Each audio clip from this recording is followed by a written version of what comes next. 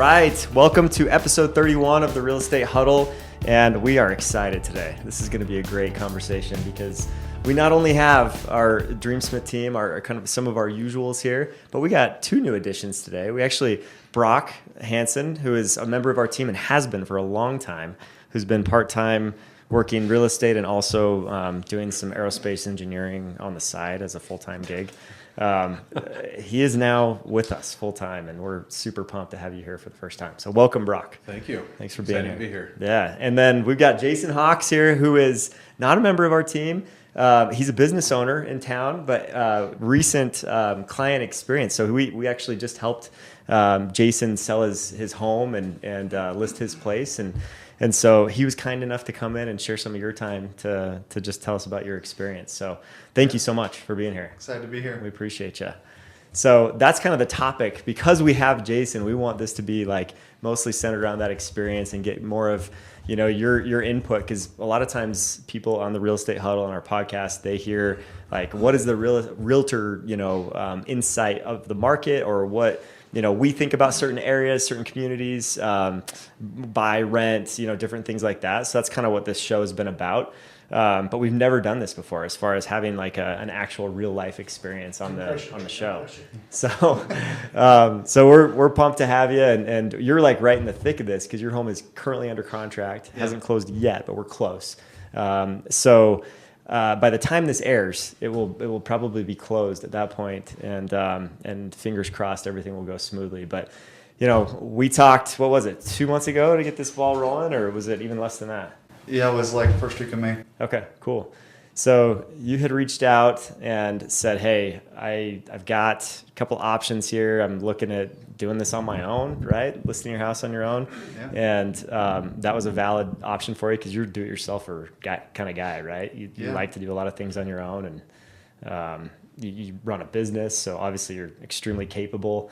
And then you got some opinions from a couple other agents out there, and then we had a chance to meet. So tell us a little bit about that experience of kind of shopping it around and looking at all options, and how you came to a decision. Yeah, there's lots of factors that came into play with that. Just to touch on a couple things on like do-it-yourselfer, like my whole business, I figured out unique ways to like automate LinkedIn and like get people like appointments, and so everything I do every day is just me figuring stuff out by myself. So first option in my mind was, hey, can I do this myself? Because I pride myself on being the king of figuring things out. I also, just as a hobby, I figured out how to import vehicles from Canada, and there's some really good margin on that. And so like I figured out the whole process to do that. I got them counted the first time I did it because I didn't have the right paperwork, and so they thought I was stealing a vehicle instead of buying one. So anyways, but I pride myself on figuring things out, so I really went hard down that can I do it myself route.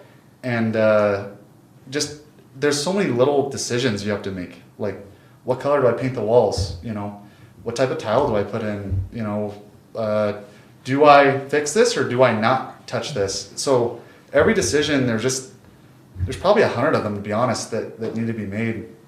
Some are really small, some are bigger. Which is funny because I just looked back through our text thread today because I was trying to remember which stager we had that we worked with, and I was scrolling through. It was a lot of scrolling, a lot of back and forth, right? There's dialogue between all the questions and stuff. So definitely, there's 100 things, and you get decision fatigue. And I'm not an expert on selling houses and doing that. I mean, I grew up we built our own house growing up. My dad put a post in the ground and said, we're building a house, and 14 months later, there's a 4,000 square foot house there. Can I interject for a sec? Yeah, go ahead.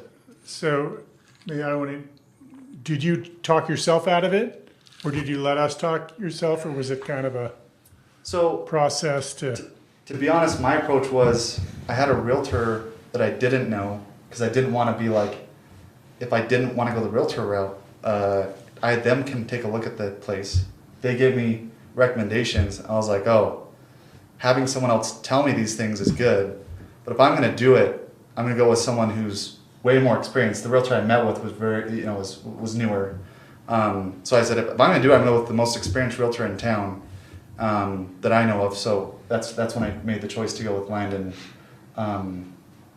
Shortly thereafter. You heard about the rest of the guys on the team? He didn't say anything about that. Yeah, you knew about Chad's good looks. You didn't call him. Yeah, no, it's interesting because I think every homeowner goes through that process, right? Of like, hey, could I do this on my own? Could I? And then you start thinking about all those decisions that stack up and all the hassle and showing the house yourself and marketing everything yourself. And you're a tech guy, so you know the tech side of things, which is highly, real estate is highly in that space now too. So I can see where your thought process is going there. The other thing that threw a wrench in it is like all the recent changes on like the real estate commissions, right? That was like brand new. And so I was like, oh, this might be an opportunity where, hey, I could get help, but at a discount. So I was ready to go and just negotiate hard with real estate agents.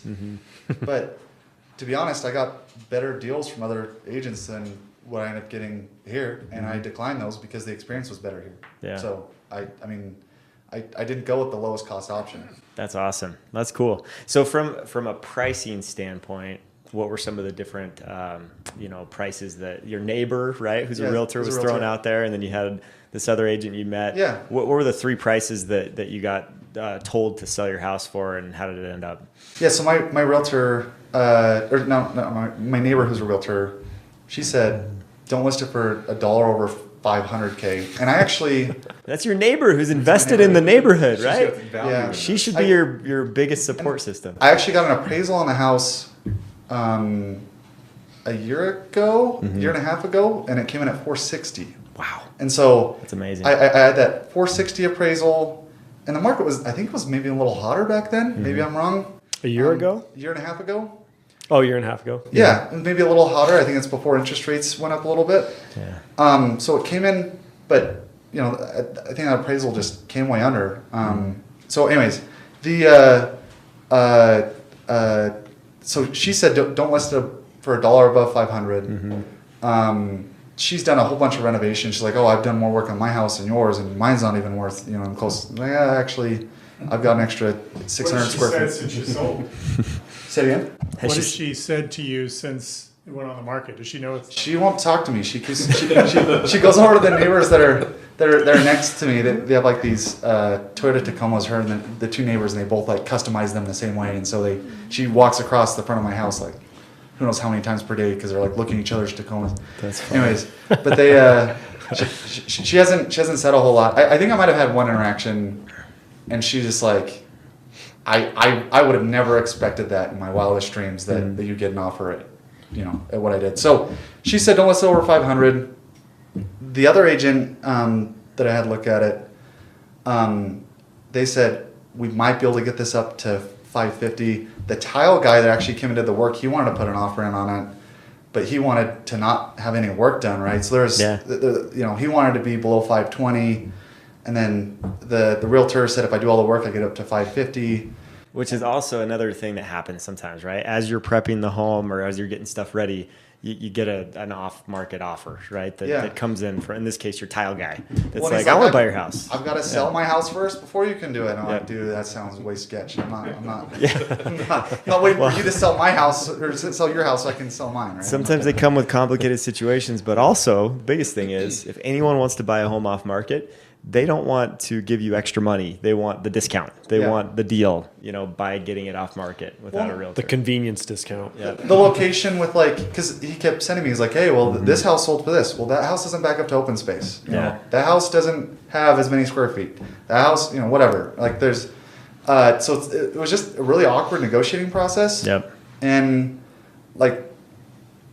so what ended up happening, we ended up getting top dollar. I don't know that we could have sold the house for very much more than what we did. I think we literally maxed it out. If you go look at the calculated values for houses in the neighborhood, that house with all the work that we ended up doing on it is the most valuable house in the neighborhood, calculation wise. So awesome. Whatever we did out of the 300 houses in that neighborhood, that is the number one. And it's not even the best location in the neighborhood. It may not be the best square footage or whatever, but it is the highest value based off everything we did. And I think the offer all the coaching through it got us to that. Not to take away the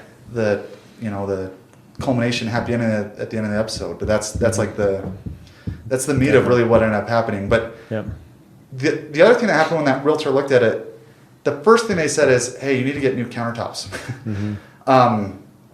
After you walked through the house and you looked at everything, that was the one thing you said don't touch. So it's just interesting.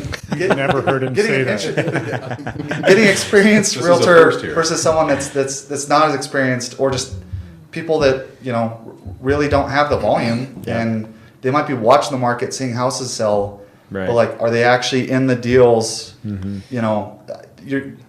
The experience played through really clearly. So let me ask a follow-up. Yeah, as far as in that instance in particular with the countertops, right? So what was the previous listing agent's reason for you getting new countertops? What did they tell you? Why? What was their why on that?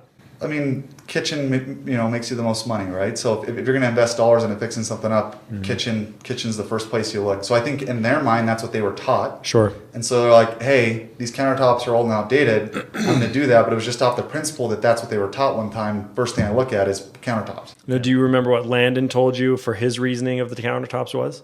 That they... If you don't, that's okay. No, but the colors, the colors of the countertops didn't they didn't distract too much, and they it wasn't like a negative. So it was like, hey, this isn't going to be like a reason why they're not going to buy. So don't fix them. And the colors actually play pretty well with everything else we're doing. Yeah, and we'll have Jesse, our podcast producer, post a picture So- so that the audience can see it on Set YouTube. the stage. too. What were the old counters? Or the They're current- Formica. right here. So it was a Formica synthetic counter that was a lighter color that resembled a granite, basically, but it was light enough that right now it's all about light and bright. it fit right in with the kitchen. There was no reason to change the color of it because it's. I mean, if it were like the dark purple Formica that they had back in the 90s, or then pink. we'd have a problem. Or pink Or- tile countertops. Or like, Turquoise. So- yeah. We lucked out. Something from 40 years ago came back into style. There you go. Yeah. Well, That's how we bought Save me it. some money. Exactly. You'll take that when it happens. And it's flat too. It didn't have a second ledge to it, which everybody hates now. And so the fact that it was flat and light, that was my reasoning for keeping it there. And then what a lot of people don't understand is there's so many other things that give you bigger margins, right? To help with the house. The whole house was painted like deep taupe, right? And you had mentioned that you had painted that just a couple years ago because you didn't know any better, right? It was like neutral. Well, we're good. When we bought the house, there was and I'm colorblind, so if I don't know the colors, but there was a forest green wall. Yep. There was this pea yellow everywhere. It was this most disgusting yellow color. Yeah. And so in my mind, it was like, okay, anything that's close to white reminds me of that yellow. I want to get away from white. So Right. it ended up being like that gold color, whatever you Yeah. said. Kind of like a darker beige taupe. A dark, type thing. yeah. It's just it was dark and just not modern. It's an improvement from what you had, for It was sure. an improvement from what I had, but I think I was just trying to get away from anything light like that yellow. But in reality, it's me being colorblind and not realizing that hey, there's light colors that do look good. It's just not that yellow. So when did your wife tell you that there were actually red walls? Later? Right. Well, and I think that the key is like where experience pays off, right, of doing hundreds of these and working with hundreds of people, is that you get taught something in a training meeting, but it may not work for that specific house or that specific situation. So you have to really evaluate the whole thing. And I think, with each decision that we made, it was all about the light and bright look, right? And keeping things moderate. And those styles change every couple of years. You get a new set of styles that comes in. And so we try to be really up to date and up to speed on those. But I still hear agents coming in recommending like dark gray paint or, recommending, there's some other funny ones that we What's hear. funny is agreeable gray is now becoming a little bit too dark. Yeah. We're turning into the more grayish colors now and kind of the lighter stuff. And it's funny because I started painting our interior, and my wife and I had argument after argument of like what color we should do. And she's like, well, I want the grays. I was like, no, you don't. Like gray is not, it's not what you think it is anymore. And this is where it's more, she's like, well, if we go too light, then it's going to look white. If like we go like more of a, grayish, lighter color, it's going to look too light. So we finally agreed on like a really, really light gray. But it's interesting where things trend to go or are trending and where some realtors are stuck. Yeah. And they're not really Not current. moving with the trends. And so that's where you get like that experience that you had. So real quick question, if you don't mind me asking, Do you remember what Landon advised you to update and what you actually ended up updating? Yeah, I updated every single thing that he said. Okay, so what was? Do you remember the list? Yeah, I've got a. You have a spreadsheet? It's not a spreadsheet, But a list. I had a list. There was 14 bullet points to begin with. Okay. That you were writing down as he talked, or did he send you a list of 14 things? He went through the house, and right afterwards, he sat out in his car, and he sent me the list right then because it was fresh on his mind. Yeah. And that allowed me to get going because I wanted to sell this thing. Like, I started this whole process on like May 3rd or 6th or something like that, and it was on the market by June 7th. So everything I did, quick. Like, it was a very quick turnaround. And there's some personal stuff that played into why like that was such a condensed time frame, but like that was my window, and I had to get those things done. So to give you a list of things, you want a list of like what he recommended or what? Well, no, the reason I ask is because sometimes we'll give recommendations of what we can, what's going to be the best bang for your buck, and we give you a full list. And sometimes people are like, well, I don't know if I want to do it with that, but I'll do this, and they kind of make their separation. But with somebody like you, you're a perfect client where it's like, okay, this guy's listening. He wants to do everything we tell him to do. And what's the payoff now? Yeah. I mean, you're over asking on your home price, right? And I don't know if you want to divulge that pricing yet, but yeah, sold in 3 days. And just so for the audience, like, it's under contract still. It closes in a couple of weeks, so we won't say the exact price, but we were a little above asking price at $575 is where we ended up listing. And your recommendations were $500 and $550, right, from the other agents. Yeah. So we ended up getting at least 25, 30 more than what we had, what you were thinking about before. And so it ended up, doubling your money on what the remodel cost was and a little bit more, I believe, as far as the whole thing goes. And I think what my point is what we tried to get at here is it matters who you go with, like as far as your realtor goes, and everybody knows a realtor. That doesn't mean they're the best one, right? So when you're interviewing realtors, it's these kind of questions that really matter of like, okay, what do you think about my home?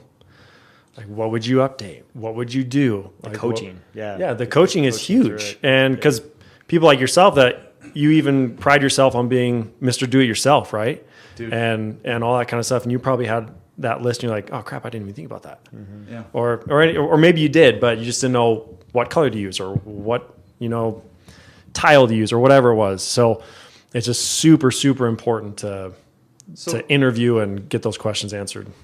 There's a really low lift, high value thing that people should do when they buy a house. Mm-hmm. And it's just have the DreamSmith team come take a look at the house. like you don't have to pay. Amen. You don't have to sign anything. You just have them do a walkthrough. Afterwards, they'll go out in their car. They'll sit down for like 10 minutes. They'll send you a list of what they recommend. And then you either sign the documents to work with them or not. And like, you might offend your friend, but guess what? If my best friend was my neighbor, I'd have, here in a couple weeks, 75 West K hitting my bin count. Now, Jason, are we paying you to say all this? Right? In fact, I'm paying you guys to say this. His time is valuable. This is not a paid advertisement. His time for being here, for sure. No, that's awesome. This is interesting to hear. Like, we all learn from Landon watching these conversations. And then sometimes we're on our own channeling that. Yeah. But what was really telling to me the last time we did it with Detroit, it's like we've done our work. Have they done their work? You're going to know pretty quick in terms of what the comps are. And we had a pretty good confident level. If we did nothing, we knew what the market was. Yeah. And then if we did, and we knew comps that had done the work and what we could get to. Yeah. And then it becomes it's math. Like, it's not magic math. But like if I spend X, I'm going to get 2X out, or in this case, our case, a little bit more than 2X out. And certainly in your case. But you got to know that you can price it either way. A lot of people say, get me out of here. Yeah. But they'll save the money. They'll leave money on the table, but they won't actually feel bad about that because what they wanted more was no work, sell it. Yeah. Whereas if you get in a deeper conversation like you've had, money's money. Yeah. And if we can prove it over time, when you put it in, you get it out 2X, 3X times. Did you do any of the work on your own, or did you have contractors do all of it? Oh, I did the work myself, and actually, Did you? not all of it. That's but awesome. A chunk of it. I tore my ACL playing basketball in March. Oh, man. Got surgery in April, so I was 1 month post ACL surgery. Over there till On ladders and on ladders. And if I would have fallen, I definitely would probably go back under the knife. I'm pretty sure about that. Way to go, man. Way to sacrifice yeah. that one. Killed our team, by the way. We out first round of the playoffs, gone without Yeah. Jason. That was- So Yeah. We can relive the glory days in the future again, Landon. But in another 8 months when I came back on the court. But yeah, I mean, there was some days where I literally painted through the whole night. I was there till Yeah. 7:30 a.m. The paint dried for a couple hours and they put carpet in. Yeah. That's what my timeline was. It was wild. getting it done. And with the house, it was built in '82. Mm-hmm. There's always hidden gems. I call them gems because if I really said the word that they should be called, couldn't air it on a podcast. But there's things that are hidden in houses that are that age that just make things extremely complicated and make it way harder. The other thing is the list of contractors that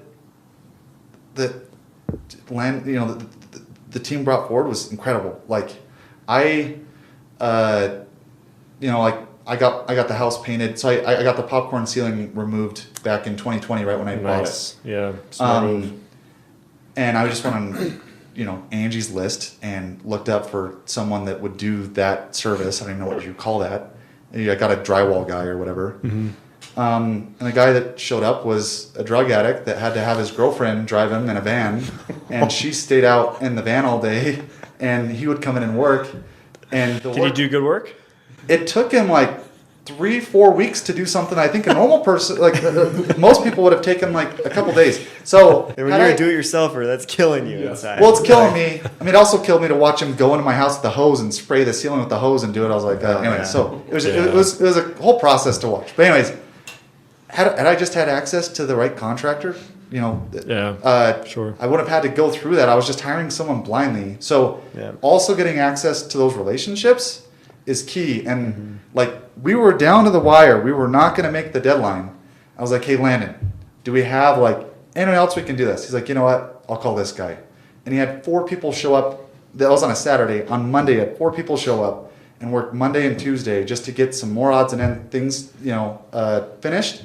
And we took pictures on, I think, Thursday that week and listed on Friday. So it was we were right up against the gun on just getting some things done. Yeah. And, not only one, contractor came through, multiple came through last second just to get the house on the market when we did. Yeah. And That's awesome. yeah. Way to go, man. It was Good for you.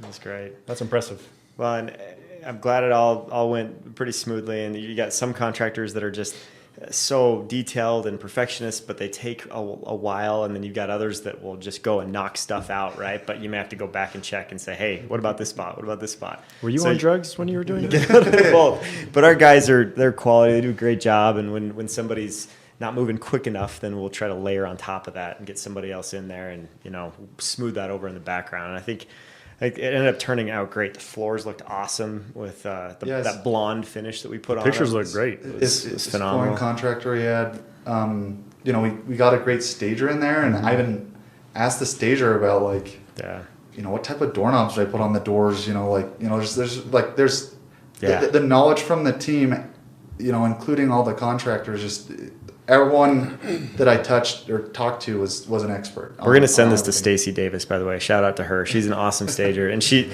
I think she feels like she is kind of an extension of our team too. So she'll love to hear that you felt like that was all part of the team process. So we had a group text going on with the flooring person, Stacey, and me about what colors we do. that's awesome. You weren't even involved in that. That was probably thing 101. I missed out on that.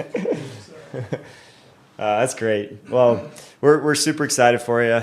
Fingers crossed everything closes smoothly here in the next couple of weeks, and grateful for you calling and reaching out so that we could have that opportunity to help you. That was awesome. And anything else in closing that you want to say as far as just the overall experience? And I know when Chad was talking about there's a science to this, right? As far as it's math, right? And that is so true. And then the other part that's so true is that we forget sometimes is it's an art. Selling a house is an art. When people walk through a house, they have to feel a certain way to buy that house. And so that's why every house is different. I would give somebody else a completely different recommendation depending on what they have there that's present. And sometimes it's like, how ugly is it? And how much can we improve it? And how much is that going to cost, right, for the return? And then other times it's like, you know what, that looks okay. Let's work around that and do different things. But I think general advice that some people have questions about is like, if something is dated, they think, I got to match this. I got to match the dated thing with something else that's like it. And then you go dated on dated on dated. And it's like, no, you're not getting anywhere. That, yeah. Sorry, volume was a little high there, but Nice little time warp. yeah. But like the key is just start being modern, right? Just start with the thing that's the ugliest that's going to give you the best return. And we can coach people through that. But any closing thoughts? Yeah, I'd say the science I did on my own, if I was going to list it myself, I would have listed it for 540, and I still would have done a lot of the same stuff that you recommended. And that's what the science would have told me. I think the finesse and everything, like the experience you brought to the table, is what got us up to where we are now. Your tile guy would have been knocking back on your door, going, "Hey, I'll take it at 540. Yeah. I'll take that. Let's I do a mean, deal. I think Haven't sold my house You yet. don't but need yeah, to I'll list take it. this. He's gonna see what it lists. I'm like, man, I missed out. So, but he also he would have had to hire you to get the value. So I don't know if he would have done that. So I was skeptical, like literally number one skeptic. You can ask anyone. I am the do-it-yourself king out there. I don't even take my car into the auto shop. I do everything myself. I've replaced my turbo in my car because I'm Brock can appreciate that. Yes, quite a you bit. can. I've had quite a few cars. That's so- why you're sitting next to each other over there. I do everything myself, and this is the first thing that I think I said, okay, I don't know the answers, and I'm gonna probably end up with 20 to 40K more in my pocket here in a couple weeks than I would have had I gone my own route or with another realtor. So, Your Idaho ancestry might be rolling over in their grave, right? To hear you say this. Yeah, I hope didn't they are. Do it all on your own. modern way is the DreamSmith team way. So When your neighbor finally starts talking to you, try not to be too smug. Because she'll check. She'll know the moment that thing closes. Oh, I can guarantee you she's been keeping an eye on it on the MLS since it's been on. Oh yeah. Well, Just the waiting. other big thing too is like you back to an awesome location, right? That open space, and so it makes even more sense to do a little more to update because you're going to get a higher return because of your location, right? If you back to a busy Higher road, traffic on it those wouldn't have houses. been. I wouldn't have been recommending so many things, but like because you had the location that you had, open space. I mean, that's typically depending on the market, $35,000 to $50,000 premium compared to the people that are across the street. If not more in hotter markets. well, that's the thing. big. The realtors next door doesn't back up to open space, and that's why I think she was kind of pissed off that her house probably did, and that's why she wouldn't have done it, because I don't think she saw the value because she didn't buy the house that backs up to it. She won't be So- pissed when it closes. So that's the thing is She's gonna high five you on the way Thanking out. you. Yeah. Awesome. So in closing, I know you're a business owner in town, and you've got a product that's pretty awesome for a lot of other business owners out there that are trying to get connected with the right people. Do you want to share a little bit about what you're doing on LinkedIn and your Yeah. company name? Yeah, so company name is Janium. It's derived from like the Latin word Janie, which means to open, it's a door, and then the god of Janus is the god of new beginnings. That's the basketball team I play for. Janus. It's on our jerseys. Janium. Yeah, it's sponsored. Jason sponsors our basketball. Sponsor, yeah. Yeah, Janium. Now you Team. know. It all Sick makes jerseys, sense now. pinstripes, and everything. It's Yeah. awesome. That's awesome. So yeah, we automate LinkedIn and email outreach. I just acquired another company that does phone outreach as well, so we're kind of full stop shop for that. What people pay us for is we generate 1 to 3 new responses per day per person that we automate. Nice. So you're getting 20 to 60 people hitting your inbox every single month that are wanting to meet with you, have questions. Some might tell you they're not interested, but we're pretty good at writing messaging so that doesn't happen. And we've had some clients approach us and say that they want to group their prospects together in calls. So instead of meeting one-on-one, let's do a roundtable. So we do roundtables where we get 8 to 20 prospects on a Zoom call, and today we had one. We had 15 senior fraud leaders at major banks on a Zoom call for one of our clients, and if they close a deal with any of those, it'll be a $500,000 deal for them. So we found a really unique way to scale what we do, and I would say we're the best out there for it, and business has been booming. So That's That's awesome. And do you have a website or anything people can look at? If Janium.io. Janium.io. Janium.io. Okay. So, Anything .io is hotter than a pistol right now. So that's awesome. Well, good deal. Well, if you're a business owner looking for help with that, getting connected, that's Jason's the guy to call, or check out the website. But thanks again for joining us. Yeah. Really appreciate you being here and taking the time. So awesome. All right. We'll catch you next time.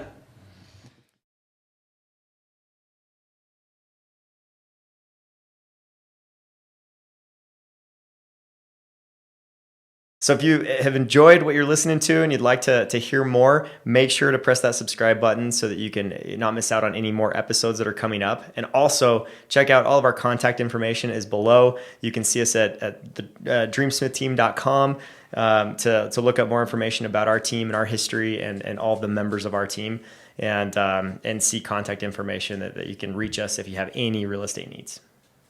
See you next time.